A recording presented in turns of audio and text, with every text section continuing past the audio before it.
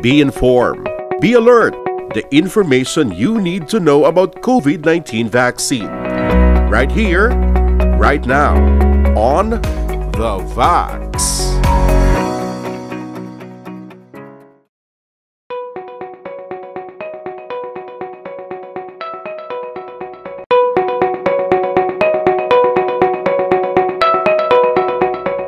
Pareho man sa adult nga may mga disabilities, dala na sila sa priority nga A3.